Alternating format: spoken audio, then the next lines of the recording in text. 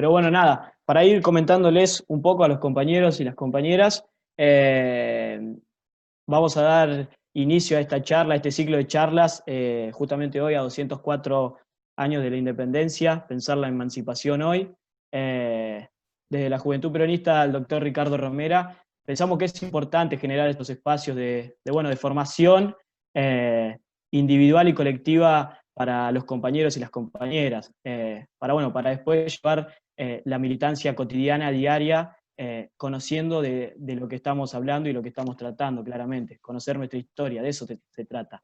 Eh, Carlos Ciapina es docente de Historia en la Universidad Nacional de La Plata, es director de la carrera de la licenciatura en Comunicación Social de la Universidad de Periodismo, como así también fue vicedecano de la Universidad de Periodismo, junto a la gestión de cuando era decana Florencia Saintut, la que fue como candidata por el Frente de Todos en la ciudad de La Plata, que ganó en las PASO, pero que no pudo, por diferentes motivos y diferentes circunstancias, ganar en las elecciones generales frente a Julio Garro. Pero bueno, para ponerlo en contexto, Carlos, y a las compañeras de Azul, nos llamamos Juventud Peronista doctor Ricardo Romera, porque el doctor, como bien hago mención, fue intendente de la ciudad de Tapalqué. Justamente este año, hace 25 años, se elegía con el voto popular al doctor Ricardo Romera, quien fue uno de los pioneros, se podría decir, en pensar a los jóvenes dentro de la política, y también en darle la posibilidad a aquellos jóvenes relegados de la sociedad o de algunos sectores,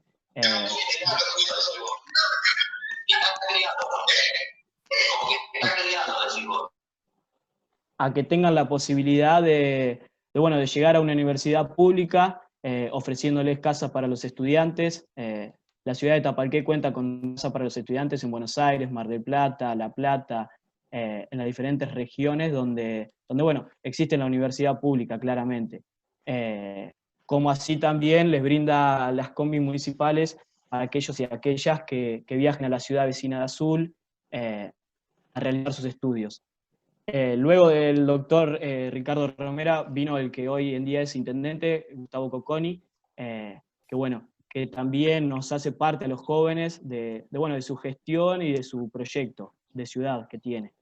Pero bueno, sin mucho más que agregar, nosotros somos contemporáneos a Néstor y a Cristina Kirchner, que ellos fueron quienes nos supieron enamorar, nos hicieron enamorar, mejor dicho, de la política, nos hicieron meternos en política, porque nos incluyeron, nos pensaron en grupo, en colectivo, en un colectivo de jóvenes dentro del proyecto de país y de ciudad que ellos planteaban. Así que nada, nosotros desde acá, desde nuestro humilde lugar de la Juventud Peronista, pensamos y levantamos la bandera de Perón, de Vita, de Néstor y claramente que también de Cristina. Así que sin mucho más que agregar, te agradezco, Carlos, por esta posibilidad de charlar con vos, y te dejo todo para vos, todo tuyo. Bueno, muchas gracias, Gastón. ¿Me escuchan ahí? ¿Me escuchan bien? Bárbaro. Muchas gracias, Gastón, por la presentación. Ahí veo que también está Agustina Rubino, que también me contactó conmigo, le agradezco también a ella. Es una alegría poder estar en este rato con la JP de Tapalqué, por muchas razones. Ver tantas caras jóvenes interesadas en la política es garantía de presente y de futuro, ¿no?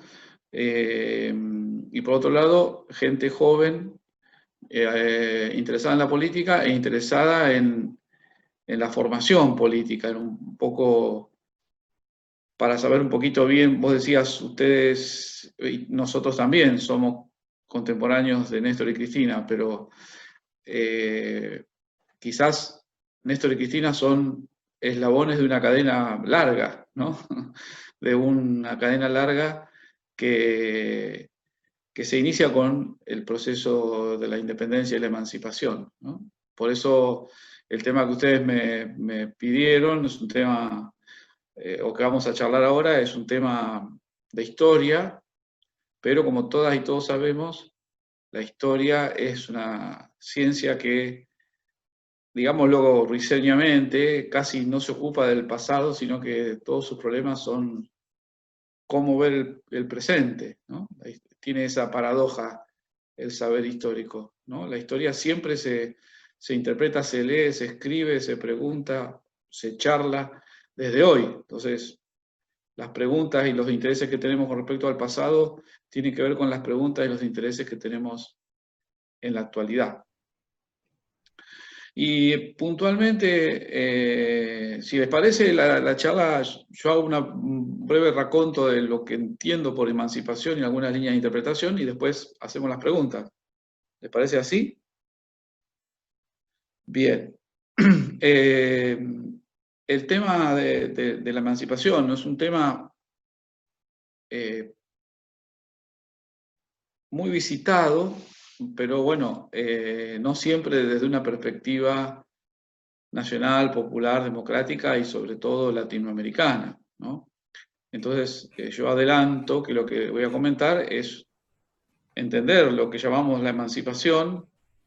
Bien decías vos, Gastón, se cumplieron 204 años, el 9 de julio de 1816, pero lo vamos a hacer desde una perspectiva nacional, popular, latinoamericana y democrática. Porque hay otras, ¿no? Que no viene al caso.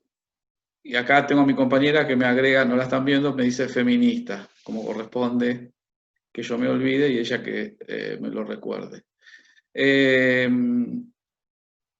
Entonces, primero los nombres, ¿no? La charla es sobre la emancipación. Tienen tantos nombres, algunos dicen independencia, otros dicen emancipación, ¿no? Otros dicen revolución de la independencia. Todos esos nombres tienen significados diferentes, porque una cosa es la independencia política, que es una independencia, digamos, limitada, para decirlo en términos puntuales, y entonces ahí hablamos de independencia. Entonces, ¿qué es la independencia? Y bueno, es separarse del imperio colonial español. Con lograr separarse y conformar nuevo gobierno, ya alcanzamos el objetivo de la independencia. Ahora, ¿es eso lo que ocurrió? En parte sí. Otros dicen, no, en realidad lo que es un proceso de emancipación. Ya cuando hablamos de emancipación, la cosa se complica, porque no es solamente la independencia política. La emancipación implica liberar también a sectores sociales no emancipados. Y en esa época, estamos hablando del principio del siglo XIX, la emancipación quería decir liberarse del poder político español, pero mirar hacia adentro de América Latina y del virreinato del Río de la Plata y ver qué ocurría con los pueblos originarios, qué ocurría con los mestizos y las mestizas, qué ocurría con las y con los esclavos. O sea, había un mundo social que necesitaba emanciparse de las leyes de la esclavitud, de las leyes del yanaconazgo, de las leyes de las encomiendas. O sea, todo el mundo del trabajo colonial era un mundo basado en la opresión de los pueblos americanos, de las y los mestizos y los esclavos por un sector blanco. Entonces, cuando uno dice emancipación, es más complejo el proceso, porque ahí hay que tomar en cuenta no solo el cambio de gobierno, sino qué pasa con los pueblos hacia el interior del proceso de independencia. Y cuando decimos revolución, algunos dicen, bueno, en realidad es una revolución, todavía es un proceso más profundo, ¿no? Uno, si la independencia es una revolución, entonces es un cambio profundo de las estructuras sociales de la colonia por nuevas estructuras sociales. Que eso es una revolución, ¿no? Una revolución es cambiarlo todo. Y en verdad yo me animo a señalar que no sé si es una revolución, no sé si se cambió todo. Se cambiaron muchas cosas, pero no sabemos si todo. Yo tiendo a creer que no, ¿no? Sí que es un proceso emancipatorio, porque comienzan, ¿no?, a liberarse actores sociales, sectores sociales que estaban encadenados a las leyes de la monarquía española, ¿no? Por ejemplo, la Asamblea del año 13, que es anterior a la independencia, declara la libertad de vientres. Quiere decir que las mujeres esclavas, si tenían sus hijes, eran libres por nacimiento. Bueno, se empezaba a romper la ley que volvía legítima la esclavitud. Eso es un proceso emancipatorio.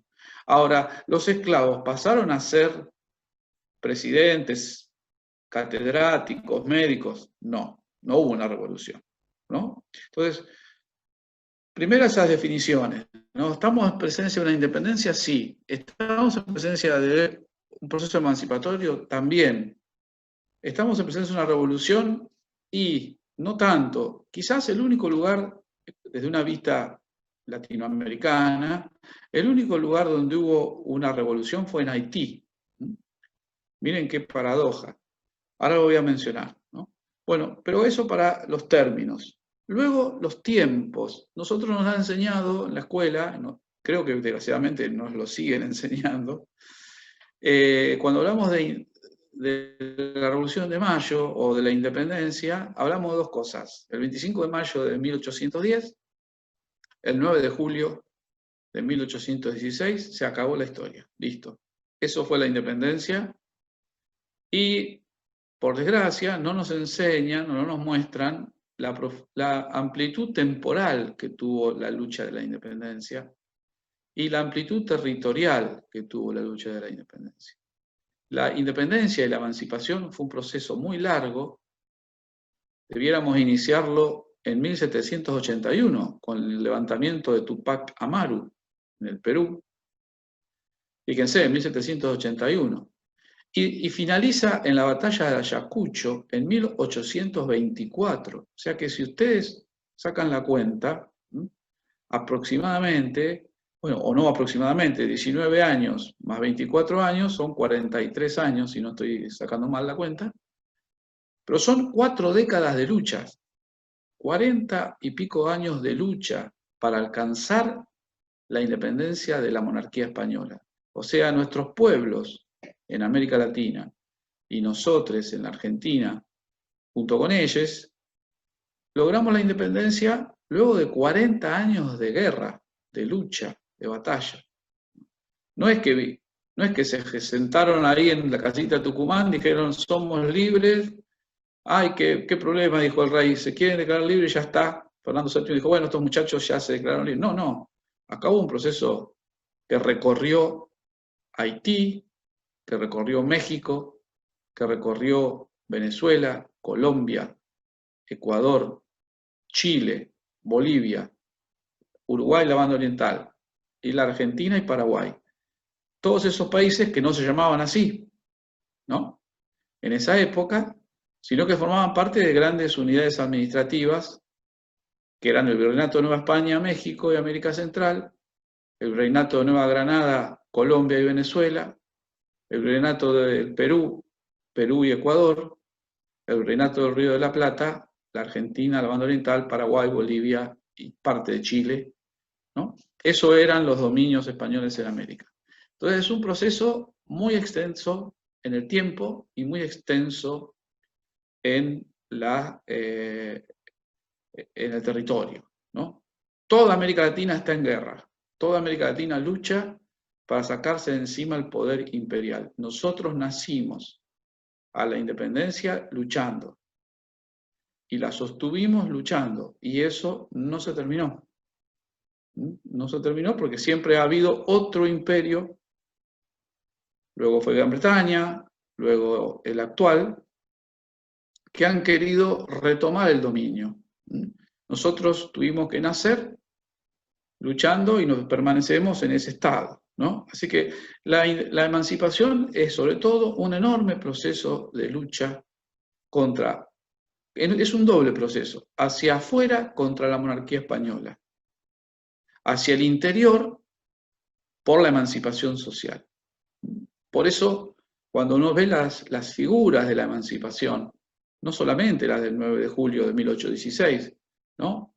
Pero cuando uno piensa en personajes de la historia, como Juana Zurduy, como Manuel Belgrano, como el propio San Martín, como Simón Bolívar, como el mariscal Sucre, como Petión en Haití, como Hidalgo en México, o Morelos en México, ¿no? Estoy nombrando como José Gervasio Artigas en la banda oriental, ¿no? Estoy nombrando heroínas y héroes que luchaban por la independencia, pero a la vez tenían clara conciencia que había que transformar la desigualdad de la sociedad latinoamericana,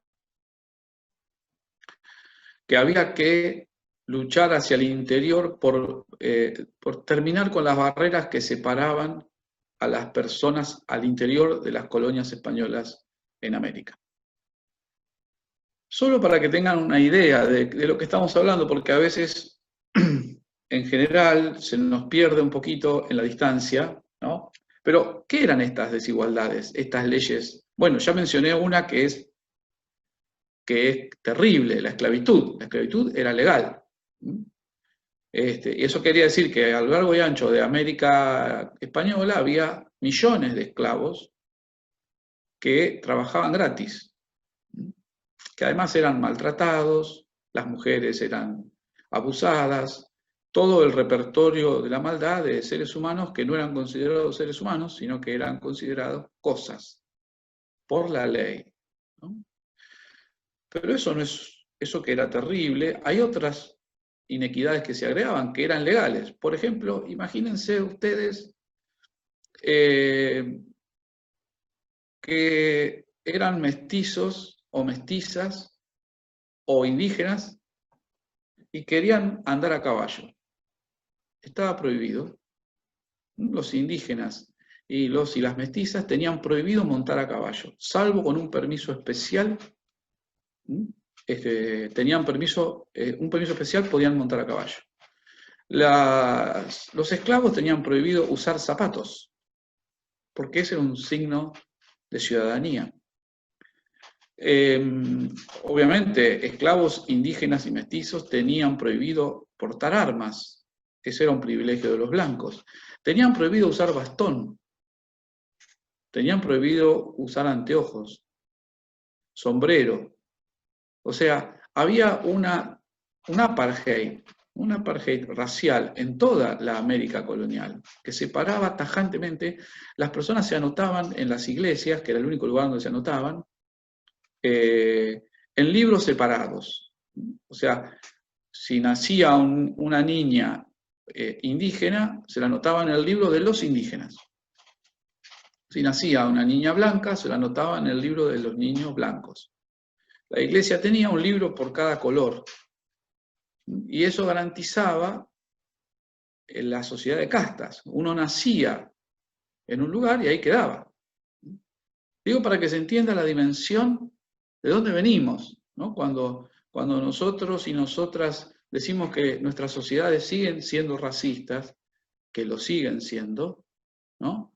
Es por esta razón profunda. El racismo no nació ayer con el macrismo, ¿no? El racismo lo hemos heredado en lucha de esa sociedad española tan inequitativa y tan racista. Entonces, cuando uno mira hacia atrás el proceso de la emancipación y la independencia, tenemos que decir que los patriotas y las patriotas de ese periodo tenían que luchar no solo contra el poder del rey español, sino que además tenían que luchar contra la resistencia de muchos criollos blancos, ni que hablar los españoles, a cambiar la sociedad.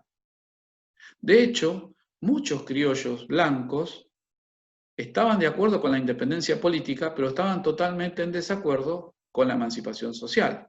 Entonces les parecía bárbaro que la Junta de Saavedra, la primera Junta de Gobierno, la presidiera Saavedra, pero les parecía un horror que Castelli y Mariano Moreno quisieran terminar con la encomienda. porque la encomienda era el modo que tenían los indígenas de trabajar gratis para un patrón. Y esto hay que recorrerlo en toda América Latina. Piensen ustedes, para tener dimensión de lo que estamos charlando, que Simón Bolívar, el gran libertador, junto con San Martín, Simón Bolívar poseía 4.000 esclavos. O sea, Simón Bolívar era de la familia más rica de la Capitanía General de Venezuela, y era dueño de plantaciones de café y de chocolate, de cacao en realidad, con 4.000 esclavos. Era un hombre de enorme fortuna. ¿Saben cuántos esclavos tenía Bolívar cuando muere en 1830? 0. ¿Por qué? Porque los liberó a todos. Porque en el proceso de la lucha por la independencia comprendió que la independencia no podía ser solo liberarse de Fernando VII, sino que tenía que liberar a los esclavos de toda América. Y decretó la liberación de todos los esclavos de la Capitanía General de Venezuela y de Colombia.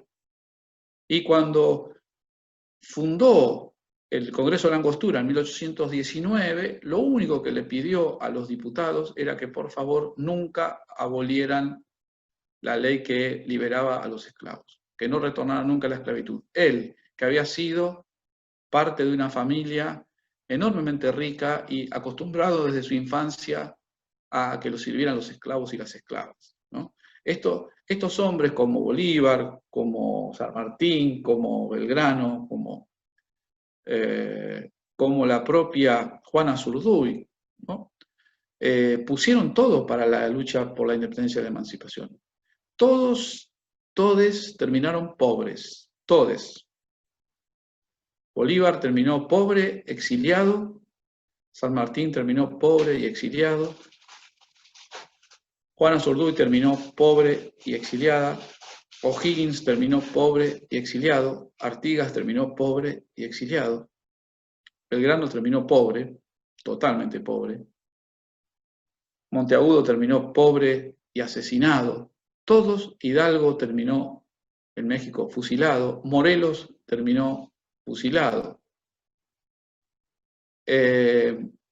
Todos los patriotas terminaron en la pobreza y en el exilio. ¿Por qué? Porque su lucha fue una lucha que intentó cambiar de raíz la realidad de la sociedad latinoamericana. Y eso generó mucha oposición y otras nuevas luchas, ¿no? Entonces, lo que yo quiero señalar, o lo que quiero comentarles, es que esta revolución, esta declaración de la independencia que celebramos nosotros el 9 de julio de 1816, se da en ese proceso, en ese enorme proceso de luchas. Y es muy interesante mencionar, para enfocarnos en el 9 de julio, siempre con la perspectiva latinoamericana, que cuando se declara la independencia en julio de 1816, es el peor momento de las guerras de la independencia en toda América Latina. Esto también es un aspecto interesante y que nos sirve o nos resuena hasta hoy, ¿no? A veces nosotras y nosotres nos vemos perdidos, nos sentimos desanimados, ¿no? Yo recuerdo cuando ganó Macri, bueno, ni qué hablar, la desazón que teníamos. Tengo otras, por la edad que tengo, que ustedes por suerte no tuvieron, pero ¿no? Las piruetas que hizo Menem y cómo transformó un gobierno peronista en un gobierno neoliberal, los fracasos de la alianza, no la voté, pero sí recuerdo que fue un fracaso que sentimos mucho. O sea, bueno, la guerra de las Malvinas, ni hablar.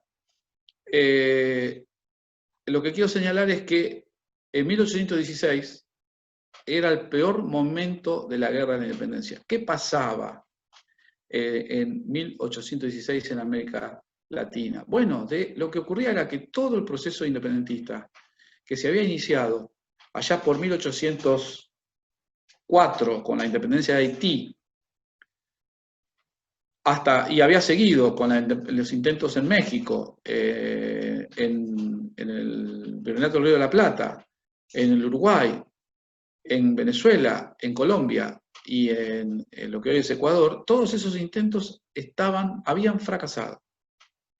Si uno se paraba en América Latina en 1816, se iba a encontrar con que el único lugar que quedaba libre era Buenos Aires. Artigas, la banda oriental había sido invadida por el Imperio del Brasil, Bolívar había sido expulsado, ¿no? Estaba en el exilio en Haití, había perdido el control de Venezuela y de Colombia, Hidalgo y Morelos había sido asesinado en 1815, fusilado, terminada la Revolución Mexicana en ese momento. O'Higgins estaba en Mendoza, porque había perdido la batalla de Rancagua y estaba exiliado con San Martín en Mendoza. O sea que en 1816 la independencia parecía perdida. Y muchos patriotas de ese momento se asustaron tanto que empezaron a decir, bueno, ¿cómo hacemos para que el rey nos acepte de vuelta? ¿No? Pensemos en Macri pidiéndole disculpas al rey, ¿no? 200 años después. Muchos patriotas dijeron, bueno, ¿qué hacemos?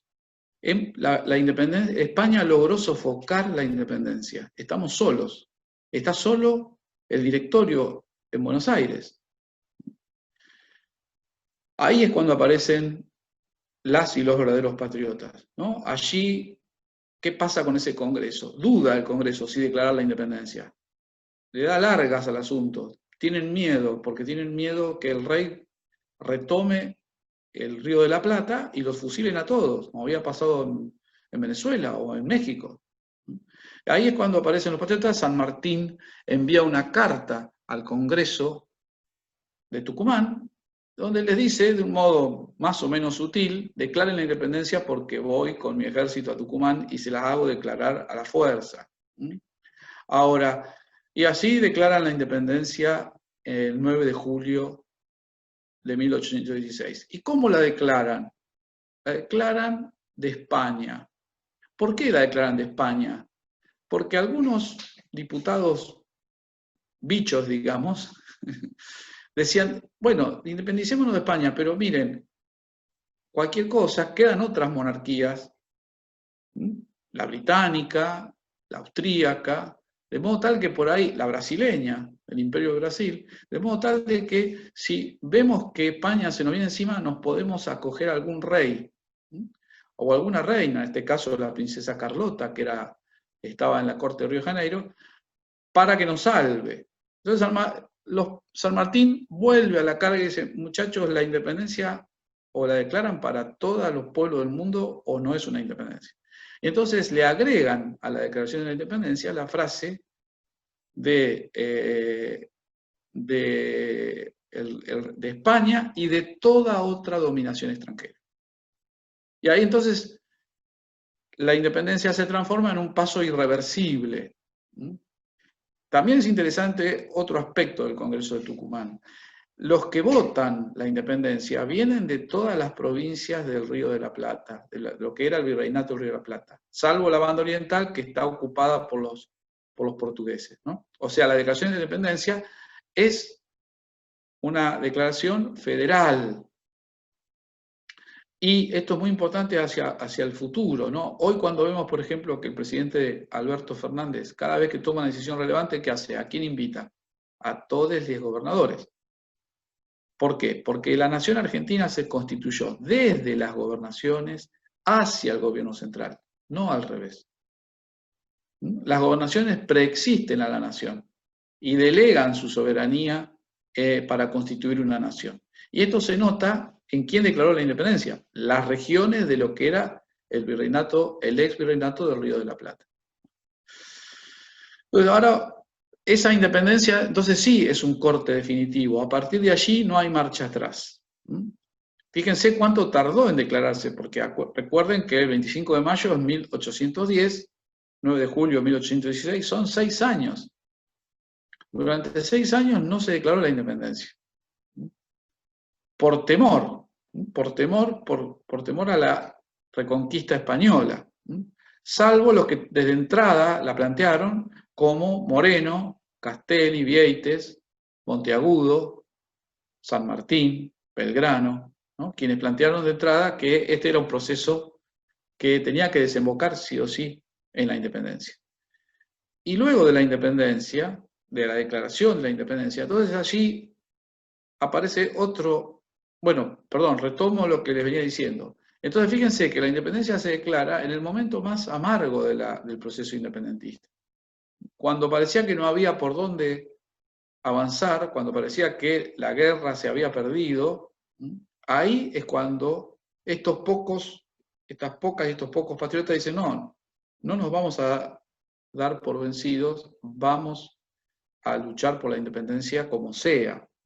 Cuando quizá lo más lógico hubiera sido pedirle disculpas a Fernando VII y volver a ser parte de la monarquía española, como pidió algún puntualmente, o entregarse a otro poder, ¿no? Carlos María de Alvear, por ejemplo. Carlos María de Alvear, que formaba parte de la Logia Lautaro junto con San Martín, en 1815 mandó una comisión a Río de Janeiro con una carta vergonzosa, una carta que es una vergüenza para nuestra nación, donde le entregaba la soberanía de las Provincias Unidas del Río de la Plata a su majestad británica.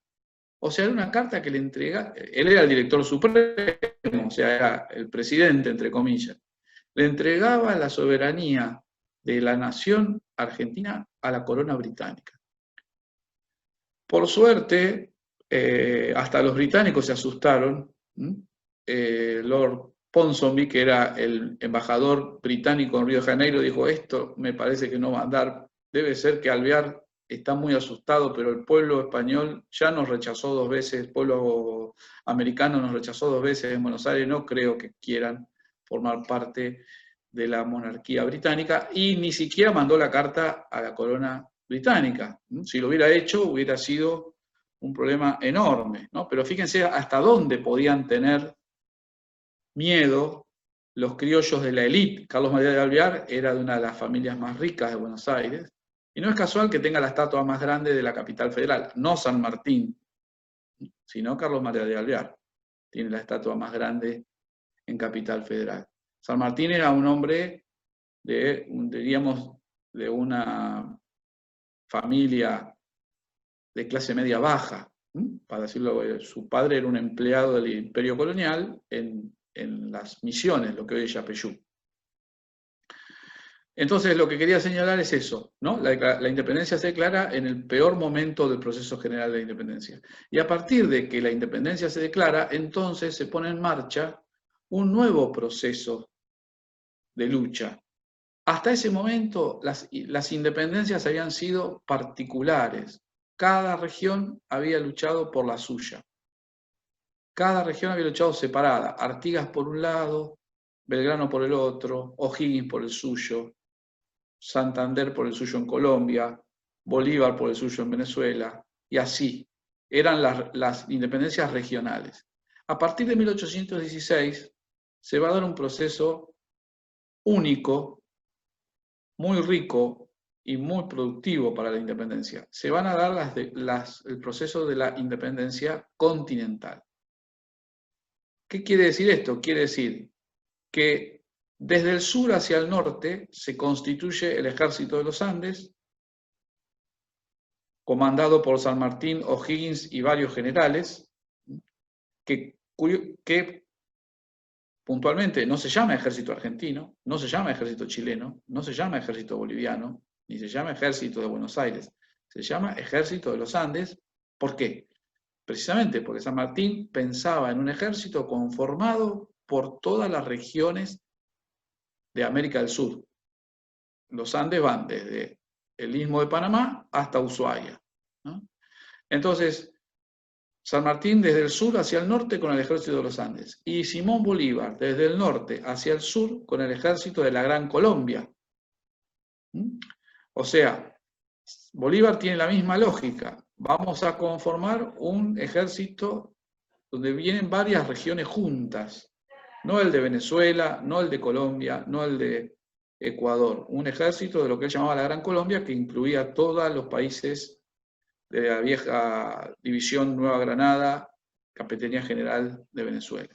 Entonces, desde 1816 hasta 1824, esos 8 años, se da este fenómeno de lucha en donde los pueblos de América Latina luchan unidos. Y la lucha en unidad genera el triunfo.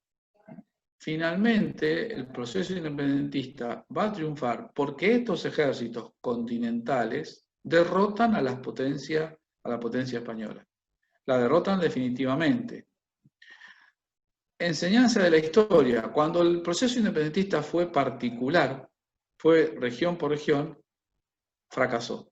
Cuando el proceso independentista fue continental, tuvo éxito. Entonces, allí aparece un tema que aparece con Simón Bolívar, sobre todo, con San Martín también, pero Simón Bolívar fundamentalmente, el tema de la unidad latinoamericana, ¿no? El tema de la unidad latinoamericana que en la práctica mostró que era capaz de derrotar a un imperio. Pero claro, los imperios también toman nota. Desde ese momento, 1824, hasta hoy, todos los imperios que han querido o se han aprovechado de América Latina han buscado siempre han buscado separar a los países de América Latina, impedir la integración, evitar la unión. ¿Por qué? Porque tienen muy en claro que la única vez que los países de América Latina marcharon juntos de verdad, derrotaron a un imperio. Entonces, todos los intentos posteriores, Bolívar lo intentó en 1826, ¿no? Por lograr la unidad latinoamericana, lograr lo mismo que lograron las colonias norteamericanas. Fíjense qué interesante verlo en perspectiva. Si uno separa en 1810, Estados Unidos eran 13 estados separados unos de otros, libres, separados unos de otros totalmente. Cada estado tenía sus leyes, cada estado tenía su religión, cada estado tenía su moneda, cada estado tenía sus aduanas. En cambio, América Latina era una unidad. Eran unidades administrativas enormes. El Río de la Plata, el virreinato del Río de la Plata iba hasta lo que hoy es Bolivia, ocupaba lo que hoy es Uruguay, Bolivia, Río Grande do Sul, Paraguay. El virreinato del Perú ocupaba lo que hoy es Perú, parte de la Amazonia y Ecuador. El virreinato de México, Nueva España, en realidad ocupaba toda América Central y México, y la mitad de los Estados Unidos. Todo eso era el virreinato de Nueva España, en 1810. Y los Estados Unidos eran 13 colonias pegadas contra el Atlántico, y todo el resto era territorio originario. Para 1880, Estados Unidos era una sola nación que ocupaba desde el Atlántico hasta el Pacífico, y América Latina eran 24 países separados, todos unos de otros, inclusive, en algunos casos, con guerras entre sí. Digamos, ese proceso de desintegración se va a dar ni bien termina la Guerra de la Independencia. Y va a estar alentado fundamentalmente durante todo el siglo XIX por Gran Bretaña, que es la potencia imperial que prefiere que los países de América Latina y necesita no se unan, porque unidos podrían ser un rival económico, un rival político y un rival militar, ¿no? Bien, no sé, Gastón, si estamos bien ahí.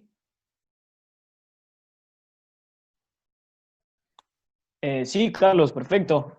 No sé si algún compañero o compañera quiere preguntarle algo.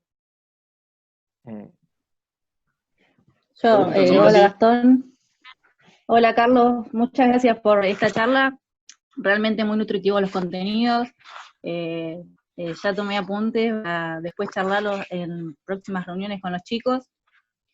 Yo quería traer por ahí más a la actualidad la charla, hablando esto de la desunión, de los pueblos, de los nuevos modos de dominación, ¿no? Por ejemplo, tenemos el caso en el 2006, cuando Néstor Kirchner, presidente en ese entonces, cancela la deuda que teníamos con el FMI, lo que permite no solo un ahorro en lo que es intereses de la deuda, sino también en lo que es frenar las intromisiones, ¿no? Y las exigencias que plantea esta entidad financiera. Luego, ya en el gobierno de Mauricio Macri, tenemos la vuelta del endeudamiento excesivo, récord en la Argentina, nunca antes había habido un endeudamiento tal. Bueno, entonces vuelven estas exigencias.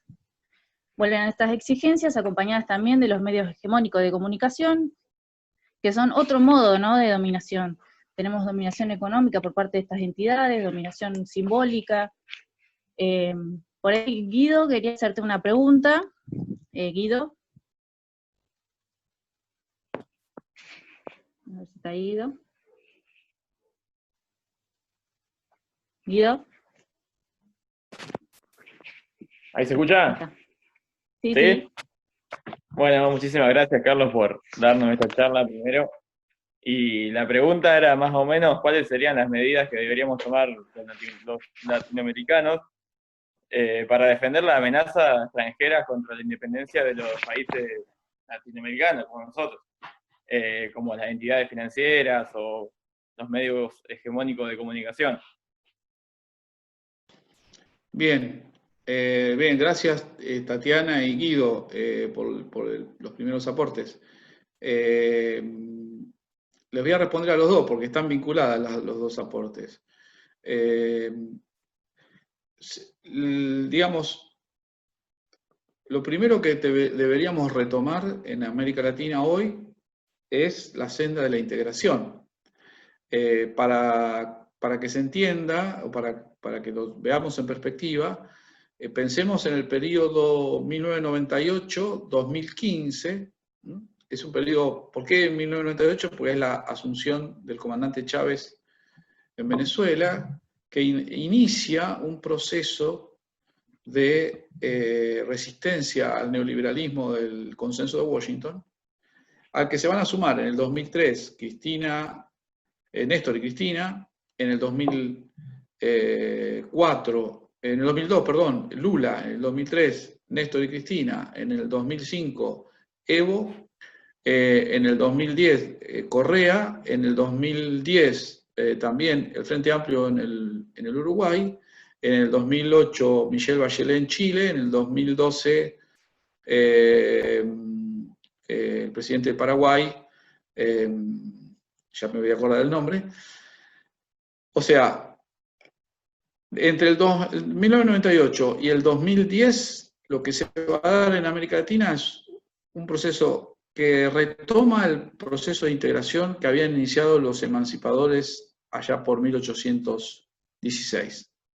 Casi un siglo después, se va a dar este proceso. ¿Cómo vemos ese proceso en el 2010?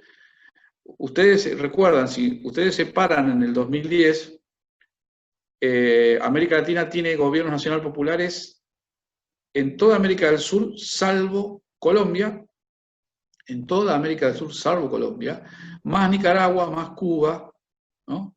Y entonces ahí se da un proceso de integración que es económico con la ampliación del Mercosur. Argentina, Brasil, Uruguay, Paraguay, se le suman Bolivia y Venezuela. A partir de ese momento el Mercosur está en condiciones de tener independencia energética, porque tiene el gas de Bolivia y el petróleo venezolano, por ejemplo. Pero digamos, económico el Mercosur. Político, se crea la UNASUR. La UNASUR suplanta rápidamente, a la OEA en los asuntos políticos de América del Sur. América del Sur, recuerdan que la UNASUR, presidencia inicial fue de Néstor Kirchner, y resolvió rápidamente crisis como la del Paraguay, crisis como el intento de golpe contra Rafael Correa. Nosotros podríamos decir claramente que si hoy existiera la UNASUR, no hubiera caído Morales, no hubiera caído Dilma Rousseff, ¿no? La UNASUR era un proceso de integración político donde los países de América del Sur, todos, decidían sus asuntos dentro de América del Sur. sin la OEA, que es como que la OEA es de Estados Unidos, ¿no?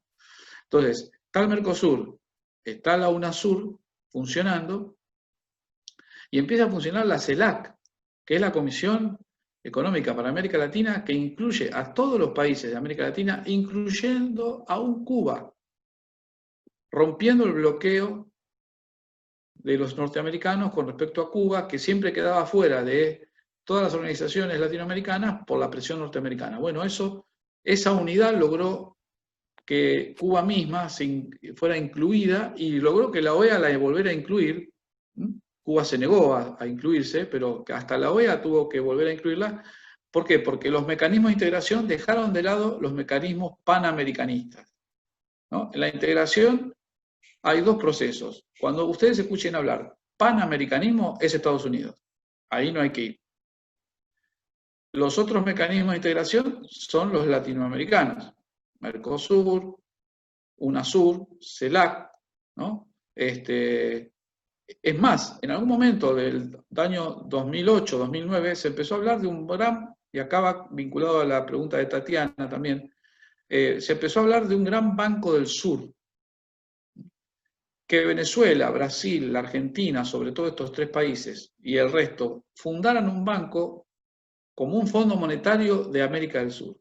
Bueno, eso no ocurrió. No ocurrió porque el Fondo Monetario enloqueció, porque los Estados Unidos empezaron a presionar a Venezuela, porque algunos países retrocedieron frente a esa idea, pero hubiera sido, de hecho, y todavía es posible, no en esta coyuntura actual, pero de aquí en adelante, sería un gran logro que América Latina tuviera su propio banco de financiamiento, creado por los propios países de América Latina. No es casual que los medios brasileños atacaran a Lula y a Dilma por las obras de Odebrecht, que es una empresa constructora que precisamente construía en toda América del Sur, ¿no? Y que era una de las promotoras del Banco del Sur, porque eso nos hubiera dado, o sea, con el Mercosur ampliado hubiéramos tenido, o de hecho lo teníamos, soberanía energética. Con la UNASUR hubiéramos ampliado la soberanía política. Y con un banco del sur hubiéramos tenido independencia económica. Entonces, estuvimos cerca, digamos que hasta el año 2014 eso fue posible. Luego hubo varios procesos, bueno, la muerte del comandante Chávez fue un golpe terrible, y luego la derecha empezó a jugar de otro modo, ¿no? Y los Estados Unidos también, ¿no? Los medios no, porque los medios han jugado de la misma manera. Miren, lean La Nación de 1880 y La Nación de hoy y funcionan igual. Lo que ha cambiado es el poder que hoy poseen, el poder de penetración que tienen, ¿no? Pero su lógica es estructural, ¿no? No sé si les respondí un poco, o sea, si tengo que sintetizarlo, es la única forma de escaparle al poder de la deuda externa y a las injerencias indebidas de las potencias imperialistas en América Latina es profundizar la integración. Para profundizar la integración no tienen que gobernar los liberales. Ese es todo el tema, porque los gobiernos liberales, las élites liberales de América Latina, nosotros tenemos un problema que no tiene Estados Unidos, ni tiene Francia, ni tiene Alemania, ni tiene China. Nosotros tenemos al enemigo en nosotros mismos. Este es nuestro problema. No digo en Argentina, América Latina. En cada país de América Latina hay un sector nacionalista, en el sentido virtuoso del término, y hay un sector elitista, liberal, dependentista, colonialista. Entonces, ese es nuestro grave problema. Cada país tiene estas dos caras, es como, y avanzamos un paso hacia el proyecto nacional y luego las élites nos hacen retroceder 2 pasos hacia el proyecto desnacional, diríamos, para decirlo de un modo, o hacia el proyecto neocolonial, ¿no?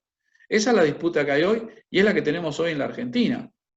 La que tenemos hoy en la Argentina es una disputa que nace con la patria, pero que hoy se expresa en toda su profundidad, que es o tenemos una nación o tenemos una colonia. Esto es así. Y durante estos últimos 4 años nos gobernó una colonia.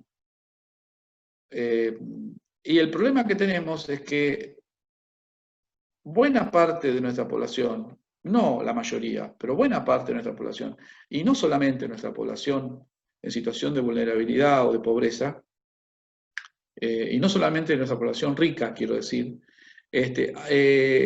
apoya un proyecto colonial, por las razones que podamos desentrañar. Hoy, digamos, la derecha se moviliza en nuestro país y logra apoyos que hubieran sido impensados hace 30 años atrás, ¿no? Y eso sí es un problema. Eso es un problema para la democracia, porque como nosotros, como somos, nuestro movimiento nacional siempre ha llegado al poder a través de los votos, y así tiene que ser. Y el problema es que hay zonas de nuestro país que se han transformado en ámbitos totalmente derechizados, donde el voto popular vota a la derecha en modo estructural. Pensemos en el comportamiento electoral en la ciudad de Buenos Aires, en Córdoba, en algunas zonas de Santa Fe Sur, ¿no? Jujuy, por ejemplo. Y bueno, es preocupante, porque allí es donde aparecen limitaciones para conseguir un apoyo, ¿no? Hemos visto todas las marchas por Vicentín, ¿no? Vicentín iba a expulsar 5.000 trabajadores. Varios de esos trabajadores marchaban para que no la privaticen, para que no la estaticen. O sea, marchaban para que quedaran los dueños que los iban a echar. Bueno, eso es un problema simbólico terrible que tenemos como proyecto nacional, ¿no? Cómo modificar, cómo penetrar ese sentido común que se ha constituido, que es el sentido común del capitalismo lo bueno, y cualquier intervención igualitaria es lo malo, ¿no? Es como si los esclavos de la independencia hubieran peleado por el rey de España contra los criollos, ¿no? Para decirlo vinculado al tema que tenemos hoy en la charla. Carlos, vos hacías mención al gobierno de Mauricio Macri, y en sintonía con eso notamos la diferencia, ¿no? Que en el 25 de mayo del 2010, cuando gobernaba Cristina Fernández de Kirchner, en el bicentenario claramente del 25 de mayo, participó junto con 7 presidentes latinoamericanos, en el cual estaba Evo Morales, Pepe Mujica y demás. Y bueno, y la otra cara es que el 9 de julio Mauricio Macri lo invita como invitado de honor al rey de España, ¿no? ¿Qué diferencia, ¿no? ¿Cómo te toma eso? O sea, ¿cómo la diferencia es? Son como las dos caras opuestas, sería. Sí, claramente, ¿no? Bueno, eso tiene que ver, no creo que Macri lo haya pensado, porque la verdad que el pensamiento no es su fuerte. No sé si él, pero sí otros, ¿no? Los que están alrededor de él. Bullrich es una mujer muy lúcida, no es ninguna sonsa, desgraciadamente, es muy lúcida. Marcos Peña también es una persona muy lúcida. Y eso de invitar al rey de España, imagínense, es como si el presidente de Vietnam lo invita al presidente de Estados Unidos a celebrar el triunfo de Vietnam por la guerra contra la invasión imperialista norteamericana. Es un absurdo, pero no es un absurdo desde el punto de vista simbólico, ¿no? ¿Por qué? Porque entonces, si el rey de España no es nuestro enemigo, les digo, la familia real que gobierna hoy desciende de Fernando VII. O sea, si el rey de España no es nuestro enemigo, entonces, ¿qué independencia tuvimos? Si el rey del cual nos independizamos viene aquí y le pedimos perdón, ¿para qué tuvimos la independencia? Eso entra a jugar en la cabeza de las personas, ¿no? O sea, no es un hecho fortuito resultado de la estupidez de Macri. Es un paso imaginado y pensado para destruir la gesta emancipadora. Tiene ese sentido, ¿no? Fue terrible eso, ¿no? El gesto fue muy enojoso para todos nosotros, pero es para decir, miren, dejémonos de bromar con las independencias, ¿no? No tiene valor. Discúlpenos, señor Rey, nos equivocamos. Bueno, eso es terrible, porque eso trasladado a la hoy es, bueno, dejémonos de querer que no nos gobierne Trump. Perdón, señor Trump, haga usted lo que quiera, somos una colonia suya, ¿no?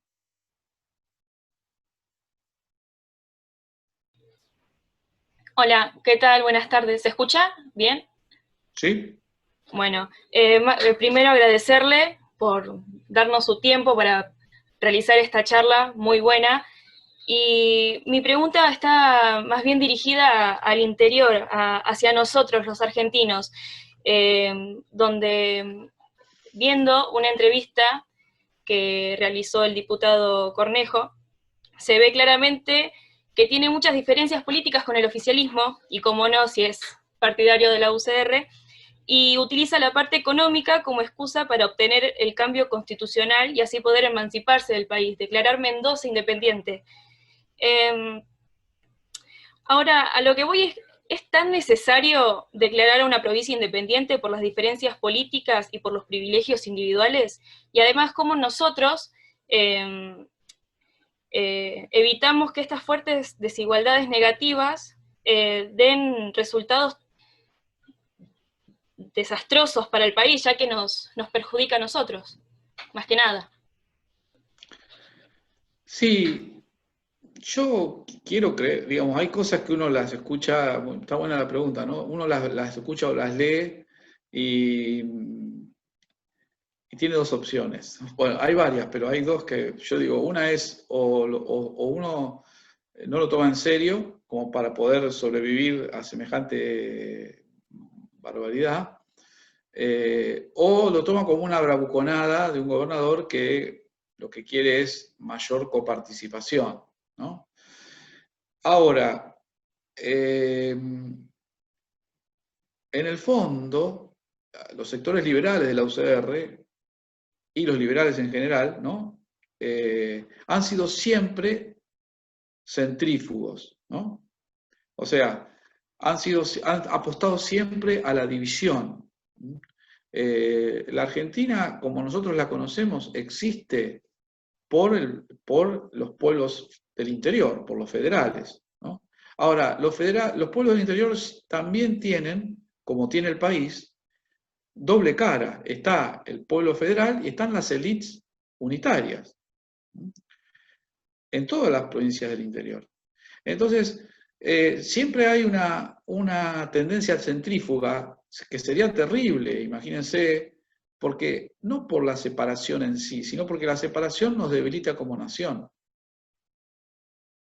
Cuanto más nos separemos, más fácil será recolonizarnos, menos poder relativo tenemos. Imaginemos, hoy la Argentina, por ejemplo, ustedes imaginemos la estrategia que ha seguido el presidente Alberto Fernández con respecto a renegociar la deuda. La Argentina no puede renegociar, no ha podido renegociar la deuda como país soberana solo, como un solo. O sea, ¿por qué no puede?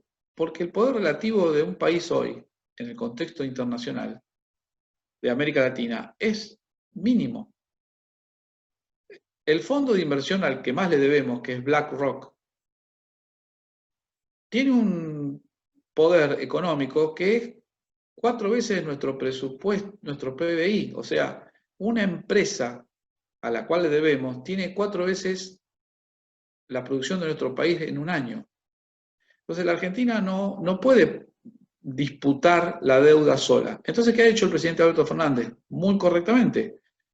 Habló y sumó a todo el mundo. Los otros países de América del Sur, los que aceptaron acompañar, el Papa, el Fondo Monetario, la presidenta Merkel, el Banco Mundial, el presidente ruso, el presidente chino. O sea, ¿eso qué quiere decir? Que las estrategias de nuestro país o son en conjunto o nuestro peso relativo es mínimo. Imagínense que si en esa situación estamos, lo que sería un proceso de desintegración nacional donde las provincias dijeran, bueno, en realidad nos separamos, ¿para qué? ¿Cuál sería la ventaja que obtendrían salvo las provincias petroleras, también es un riesgo, y ahí vemos también los errores de la Constitución del 94, que le entregó a las provincias la minería. Entonces hay provincias hiper ricas como Neuquén, y hay provincias que para pagar el sueldo tienen que mendigarle a la nación, como Catamarca o La Rioja, ¿no? Mendoza es una provincia que está equilibrada, tiene varias actividades económicas. ¿Podría sostenerse sola? No. Mendoza necesita la Argentina necesita Mendoza, y esa idea de separación yo la tomo más como una barabuconada para que le den más en el reparto de los recursos. Ahora, en un proceso de profundización de lucha política, no sé para dónde dispararía la élite liberal mendocina, no el pueblo mendocino, ¿no? Porque obviamente el gobernador se cuidó muy bien de decir vamos a llamar a un plebiscito a ver si se quieren. No, nada de eso, ¿no? Pero es preocupante en general, lo que es preocupante hoy es el nivel de desparpajo de la derecha en la Argentina. Dicen cualquier cosa, ¿no? Digamos, históricamente, hace 10 años atrás, un gobernador que dijera, bueno, o me dan bolilla o separo la provincia de la nación, hubiera terminado su carrera política. Y ahora resulta que es un personaje, diciendo tamaña barbaridad, ¿no? Bueno, eso es, no creo que ocurra, quiero decir, no creo que ocurra, no hay condiciones económicas para que ocurra, pero hay que irse con cuidado, porque las tendencias a la disgregación se pueden profundizar si las élites no encuentran salida, ¿no? No encuentran salida en un gobierno nacional y popular como el nuestro.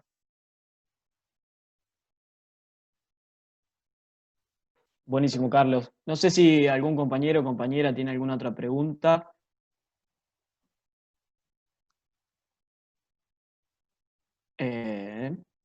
No.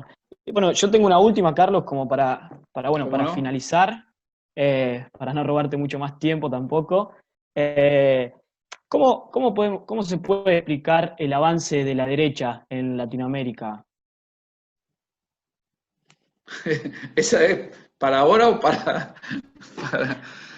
para 10 o 12 horas? No, está muy bien la pregunta. Ayer estuve en una charla virtual también que dio Alemán,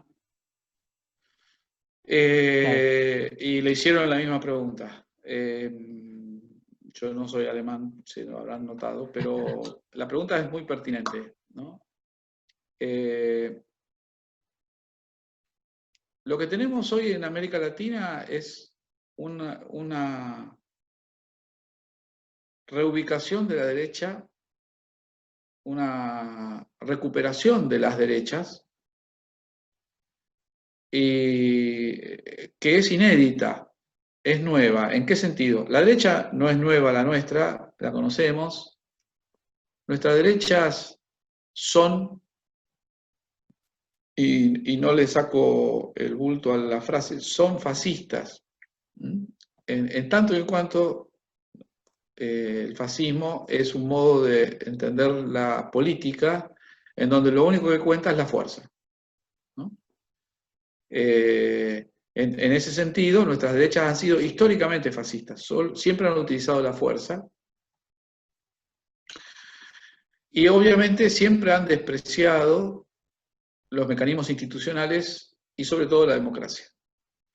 El principal problema que tenía la agenda de la derecha en América Latina, y fíjate que lo digo en pasado, el principal problema que tenía la agenda de la derecha en América Latina era que vivía en una contradicción imposible de resolver, que era reclamaban la república, ¿no? Reclamaban la república, pero cuando se votaba perdían. Entonces, ¿cuál fue la solución que durante décadas las derechas tomaron en América Latina? Los golpes de Estado. Porque se habilitaba la república, el pueblo votaba, y el pueblo votaba contra las élites de la derecha, y triunfaban los gobiernos populares. Entonces la derecha latinoamericana iba a los cuarteles, o a la embajada norteamericana, o a los dos, y decía, bueno, daban un golpe de Estado, anulaban la república y tomaban el gobierno. Lo cual generaba mayor distancia popular con las derechas, ¿no? Eso ha cambiado terriblemente hoy en América Latina. Bolsonaro ganó la elección. Macri ganó la elección. El presidente del Uruguay, me sale el nombre gracioso, Lacayo Pou, pero no es Lacayo Pou, es la calle Pou, ganó la elección. Lenín Moreno en Ecuador ganó la elección. Iván Duque en Colombia ganó la elección. Y Piñera en Chile ganó la elección. O sea, la derecha ha logrado lo que toda su vida quiso y no pudo, que el voto popular la ponga en el poder, con legitimidad de origen y legalidad. Y bueno, y ahí estamos en un problema profundo, porque como han demostrado Bolsonaro y Macri o Lenín Moreno, y lo está empezando a hacer la calle Pou, el proyecto de la derecha es el mismo que con las dictaduras. Lo que pasa es que ahora tiene legitimidad de origen y legitimidad en el poder, entonces va a una velocidad enorme. No es casualidad que el macrismo se endeudó como nunca en la historia, porque no había por qué no prestarle si era un gobierno democrático.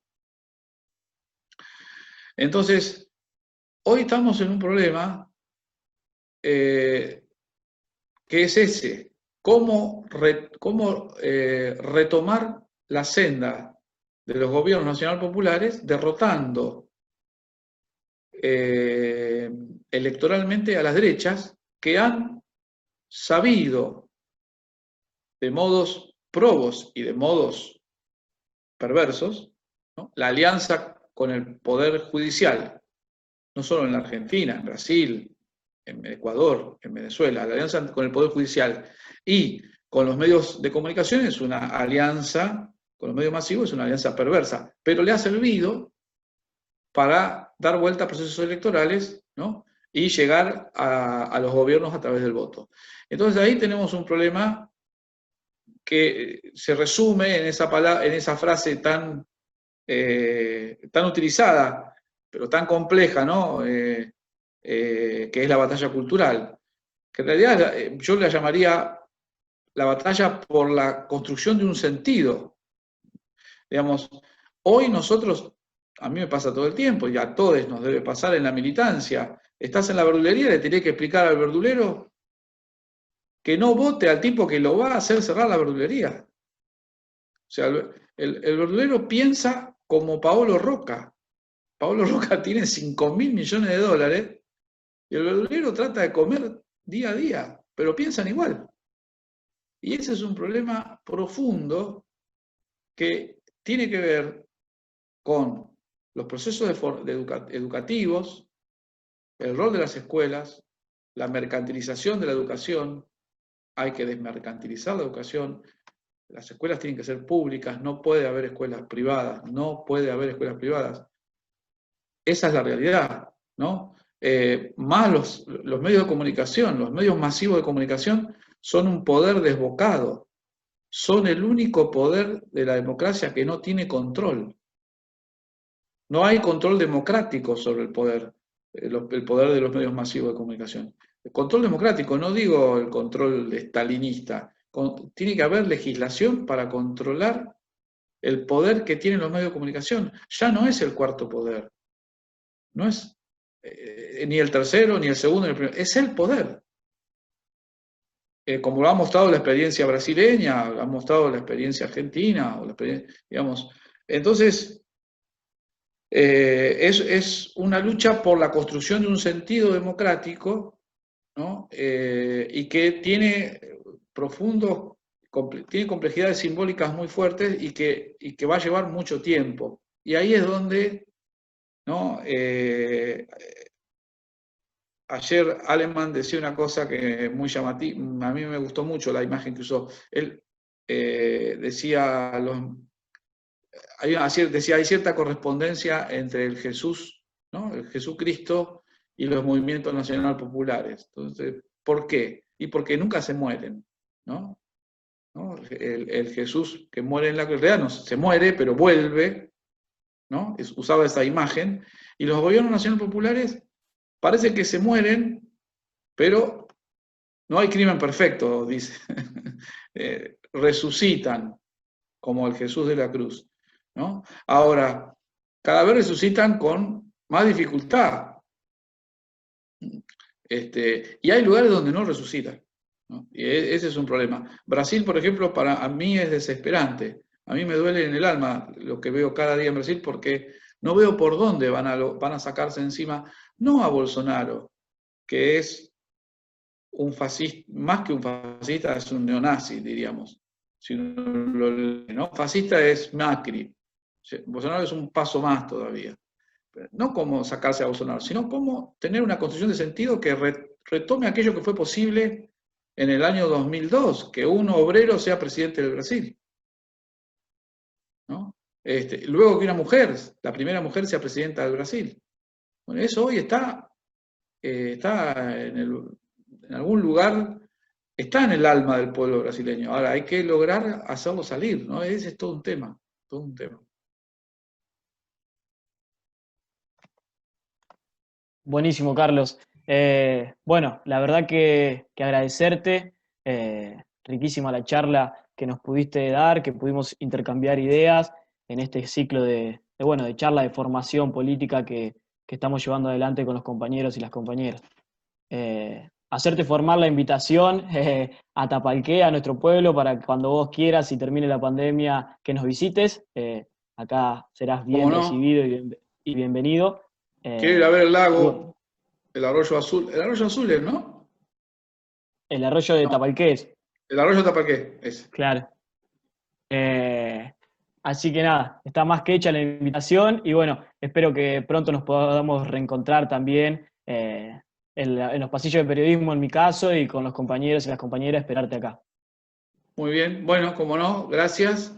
Les agradezco, ¿saben qué les agradezco? Que estén un sábado a esta hora batallando, batallando para entender qué nos está pasando y hacia dónde vamos a ir. Así que yo salgo de la reunión, pero salgo feliz de la vida porque digo, en Tapalqué hay jóvenes que están dedicándole un sábado a la tarde a entender mejor la realidad que nos rodea para transformarla, ¿no? Y para hacerla peronista. Así que eso me parece muy alentador. Les agradezco la invitación. Y tomo la invitación de ir personalmente cuando termine la pandemia. Un saludo. Muchísimas gracias.